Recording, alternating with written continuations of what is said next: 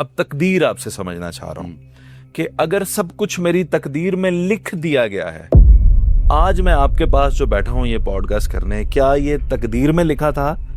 میرا بھی کوئی سر ہے اس میں پیٹرول تو میں مولانا رومی اور علامہ اقبال اسے بڑا خوبصورتی سے ایکسپلین کرتے ہیں. ویسے نام دیتے ہیں شیطانی استدلال کا.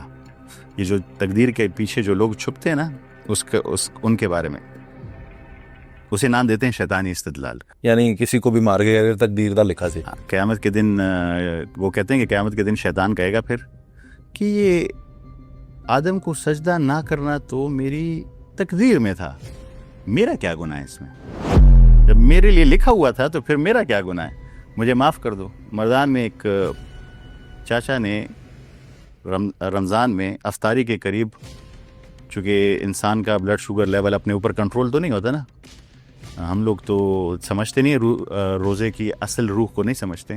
تو اسے غصہ آیا ہوا تھا، وہ کھیل رہی تھی، شور کر رہی تھی، اس نے بندوق اٹھائی، اسے گولی مار دیا اسے، 7 سال کی بچی کو. تو جب وہ نیوز کاسٹر اس سے پوچھتا ہے کہ آپ نے کیوں مارا، تو اس نے کہا تھا یہ اس کی تقدیر میں تھا، میں نہیں مارنا چاہتا تھا، اس کی تقدیر میں تھا. ہم تمام اپنے گناہوں کو، اپنے پاگل پن کو، اپنے جنگلی پن کو تقدیر کے پیچھے چھپا دیتے ہیں. دیکھیے قرآن کریم میں جب بھی قسم کا ذکر ہوتا ہے تو کوئی بہت امپورٹنٹ بات آتی ہے تب ذکر ہوتا ہے. تو جب بھی قسم کا ذکر آئے گا بہت ضروری بات ہوگی. تو جب 1 نہیں 2 نہیں 5 نہیں 10 نہیں 11 قسمیں کا ذکر کرنے کے بعد کوئی بات آئے تو وہ کتنی ضروری ہوگی؟ بہت ہے. سورہ شمس میں 11 قسموں کا ذکر کرنے کے بعد وَنَفْسٍ وَمَا سَوَّاهَا فَأَلْهَمَهَا فُجُورَهَا وَتَقْوَاهَا قَدْ أَفْلَحَ مَنْ زَكَّاهَا وَقَدْ خَابَ مَنْ دَسَّاهَا. ہم نے آپ میں فجور بھی ڈال دیا ہے، برائی بھی ڈال دی ہے اور تقویٰ بھی ڈال دیا ہے.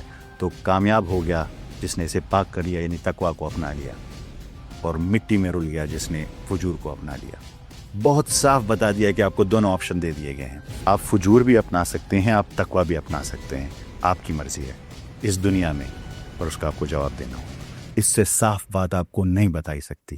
ہاں کچھ چیزیں ہیں جس میں ہم لوگ باؤنڈ ہیں، پر جس چیز میں ہم باؤنڈ ہے اس کے بارے میں ہم سے سوال بھی نہیں ہے.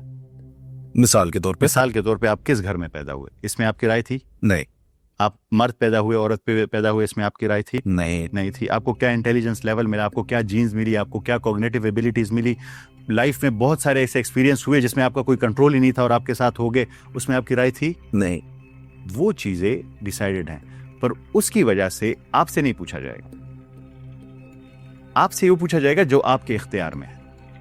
یعنی حضرت علی رضی اللہ عنہ سے کسی نے پوچھا کہ میرے ہاتھ میں کتنی تقدیر ہے، انہوں نے کہا کہ 1 پاؤں اٹھاؤ، کھڑے جاؤ. کھڑا ہو گیا. اس نے کہا 2 اٹھاؤ، کہ نہیں اٹھا سکتا. کچھ آپ کے ہاتھ میں، کچھ آپ کے ہاتھ میں نہیں. پر آپ سے جو پوچھا جائے گا وہ صرف اسی کے بیسس میں پوچھا جائے گا جو آپ کے اختیار میں تھا. اس میں آپ نے فجور اٹھایا یا آپ نے تقویٰ اٹھایا.